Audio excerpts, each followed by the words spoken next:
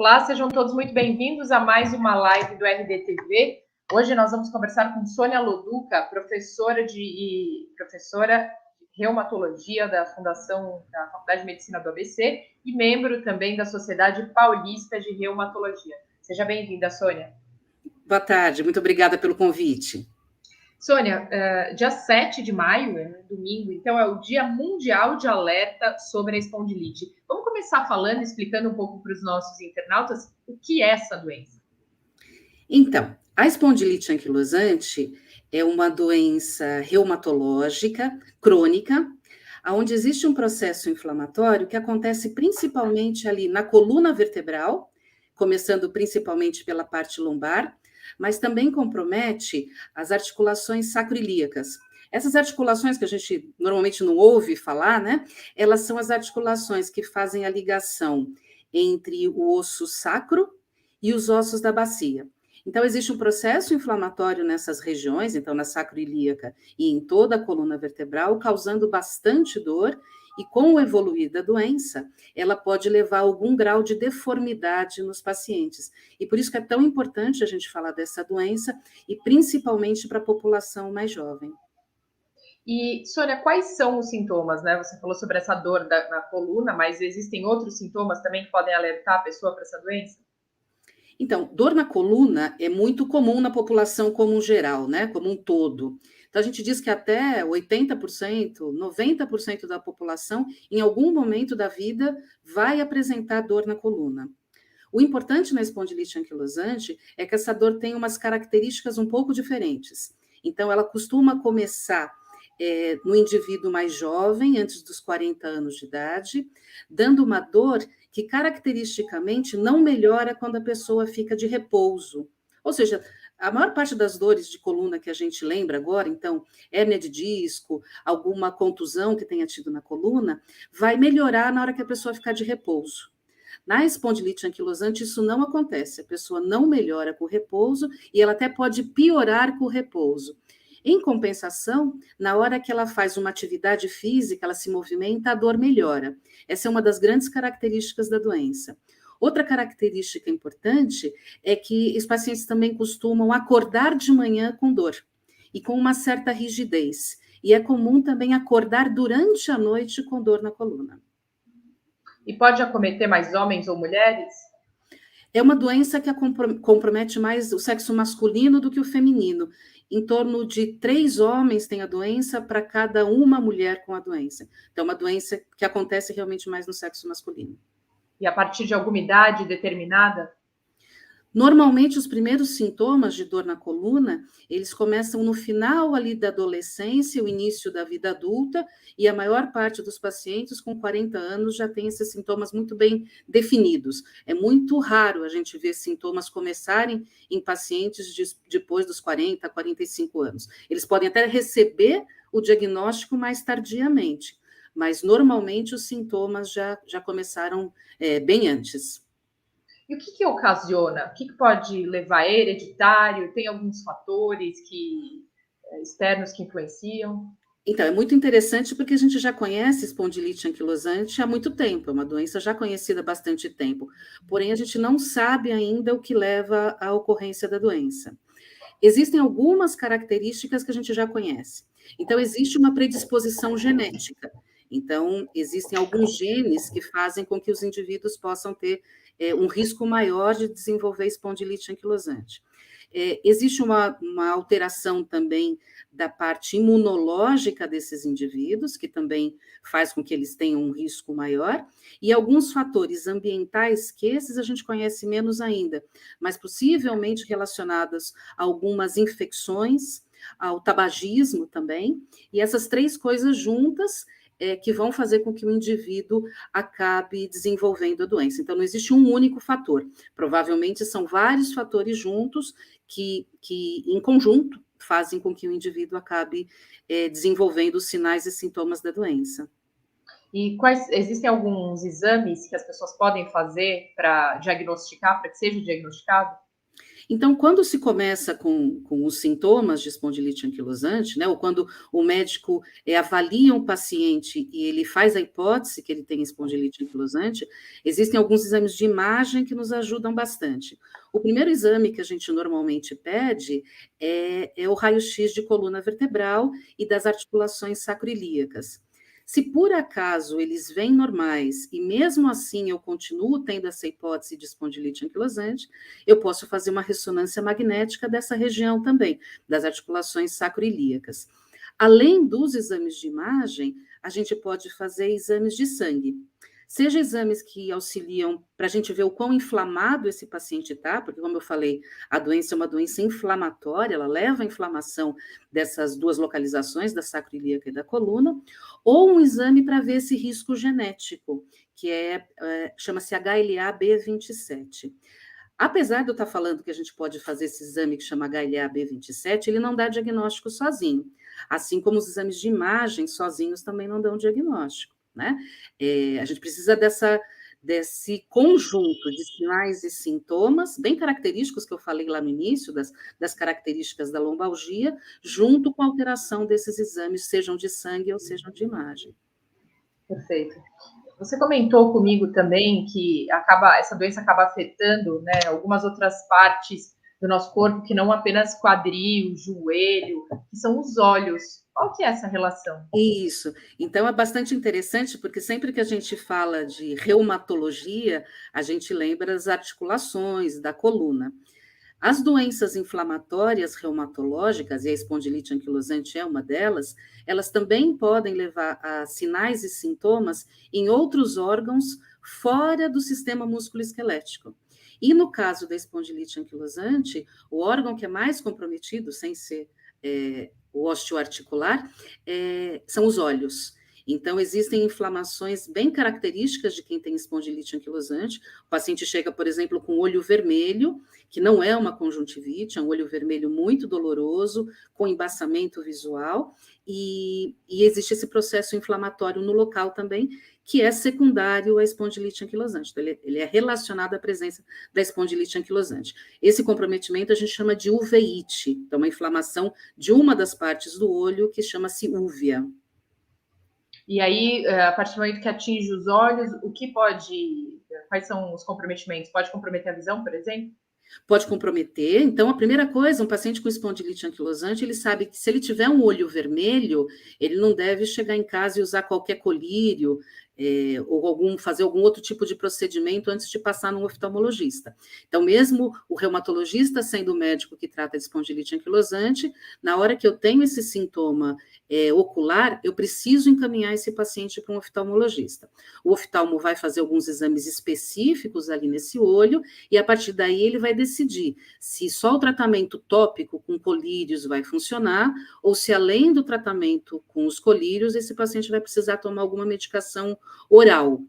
O tratamento inadequado dessa manifestação oftalmológica pode levar a complicações. Né? Então, existem pacientes que não tratam da maneira adequada, seja a manifestação oftalmológica, ou seja, a doença como um todo, e esses episódios de uveíte podem se repetir.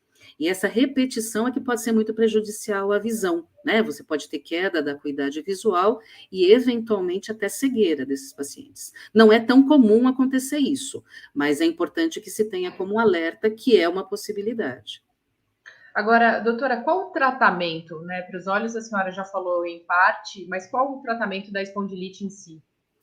Então, o tratamento da doença em si, ele tem várias nuances, né? Então, a primeira delas a gente não deve tratar só com medicamento. Pacientes com espondilite anquilosante devem fazer atividade física. Seja essa atividade física através de uma fisioterapia, seja através de atividade física numa academia, num grupo de amigos. Existem vários sites que ensinam isso. A gente tem na Sociedade Brasileira de Reumatologia um programa chamado Repare, que também ensina os pacientes a fazerem atividade física em suas próprias casas, que isso também auxilia bastante. E junto com essa terapia física, a gente lança a mão de medicamentos. Os medicamentos, a gente começa sempre com anti-inflamatório não hormonal, parte dos pacientes já melhora dos sinais e sintomas com o uso dessas medicações, que vale lembrar, apesar de a gente saber que muitos de nós temos uma caixinha de anti-inflamatório no nosso quarto ou no nosso banheiro, não é assim que a gente trata, né? Não é assim que a gente trata a dor nas costas. A gente tem que passar no médico para ele dizer por quanto tempo você vai usar a medicação e qual delas é a mais indicada para você. Os pacientes que não melhoram com o uso do anti-inflamatório, existem outros medicamentos específicos que a gente usa na reumatologia que podem ser bastante úteis. Nos últimos anos, a gente teve um grande aumento do estudo dessas medicações para pacientes com espondilite anquilosante, e os medicamentos, não vou dizer que são os mais modernos, mas que atualmente são os melhores para aqueles pacientes que falham as medicações mais simples, são as medicações que a gente chama de biológicas, os imunobiológicos, que são medicamentos que realmente vieram para mudar a qualidade de vida dos pacientes com espondilite anquilosante e também reduzem a possibilidade desse paciente, a longo prazo, desenvolver deformidades da coluna vertebral. Doutora, se essa doença for mal tratada, digamos assim, né, ela pode comprometer as atividades, e a que ponto ela pode comprometer? Ou seja, a pessoa pode deixar de andar ou ter dificuldades para andar, para caminhar, para fazer exercícios, para sentar? Então, essa pergunta é muito boa, porque ela leva a duas coisas importantes que a gente tem que fazer. Antes até de falar de tratamento, é reconhecer a doença e tratá-la o quanto antes. Então, o diagnóstico precoce já faz com que parte desses pacientes nunca vá desenvolver algum tipo de deformidade ou limitação física. Depois que eu faço o diagnóstico, então, o tratamento correto também reduz esse risco de ter deformidades ou de ter limitações, ou até ter que aposentar, né? É muito comum que no passado a gente encontrava nos nossos consultórios pacientes com espondilite anquilosante em cadeira de rodas e afastados do seu trabalho. Hoje isso cada vez é mais raro de acontecer, mas ainda é uma doença que a gente precisa prestar atenção, porque, como eu disse, é uma doença que pode ser incapacitante e levar à deformidade. Então, fazendo o diagnóstico precoce e o tratamento adequado, isso é minimizado. Infelizmente, fazendo tudo isso, ainda existem pacientes que têm doenças mais graves e que não respondem tão rapidamente ao tratamento que a gente acaba instituindo. Então, por isso, novamente, a gente fala dessa necessidade do diagnóstico precoce e do tratamento mais efetivo possível, com todas as possibilidades terapêuticas sendo oferecidas para esse paciente. E ainda assim, até nesse sentido, eu queria falar que no Brasil a gente tem disponível diversas dessas medicações biológicas que são extremamente efetivas pelo Sistema Único de Saúde. Então, nossos pacientes conseguem ser tratados de uma forma muito adequada, mesmo sendo tratados pelo SUS. Inclusive sendo tratados pelo SUS. Então, o oferecimento dessas medicações pode ser adequado para todos eles. Maravilha. Doutora, nós temos algumas perguntas aqui. Uma delas é: como saber se eu devo procurar ortopedista ou reumatologista? Ou seja, a diferença. E qual o sinal de que de espondilite, ou seja, quando eu sei que eu devo procurar esse médico ou desses dois profissionais? Grande parte da população não conhece ainda o reumatologista, né? E por isso que muitas vezes a gente tem uma dúvida se quando eu tenho uma determinada dor no sistema músculo-esquelético, eu devo procurar o reumato ou o ortopedista. Muitas vezes, eu vou dar um exemplo, por exemplo, nas bursites, nas tendinites, na artrose, tanto reumatologistas quanto ortopedistas fazem o trabalho muito bem. Outras doenças não, elas já são mais típicas de um grupo. Se eu falar para vocês uma doença de menisco ou uma hérnia de disco que precisa ser operada, quem vai fazer isso é o ortopedista. Mas essas manifestações musculoesqueléticas que são crônicas, não são traumáticas e não são cirúrgicas, normalmente o reumatologista trata. No caso da lombalgia específica, que é o que a gente está conversando aqui, que é a lombalgia que ocorre nos pacientes com espondilite anquilosante, o que vai chamar a atenção para dizer que eu tenho que procurar o reumato e não o ortopedista é essa dor ficar prolongada, essa dor começar num adulto jovem e sem nenhum tipo de trauma, começar espontaneamente, a dor que tem aquelas características de fazer o paciente acordar durante a noite não melhorar durante o repouso e até piorar durante o repouso, melhorar durante a atividade física e ter uma melhora muito significativa quando usa anti-inflamatório não hormonal, ela deve ser alerta, né? Essas características da dor devem servir de alerta para que o paciente ou seu familiar o oriente a procurar um reumatologista, que seria o especialista mais adequado para tratar esse tipo de doença. Temos mais uma pergunta. A dor no cóccix pode estar relacionada à doença reumática, doutora? Há diversas doenças reumáticas, pode, especificamente na espondilite anquilosante, a dor não é bem no cóccix, ela vai ser nas laterais ali da bacia, então a gente pode, onde a gente acha ali que é o ciático, né, então no meio do bumbum, é nesse lugar é que o paciente vai ter dor, e bilateral, né, então vai ter do lado direito e do lado esquerdo.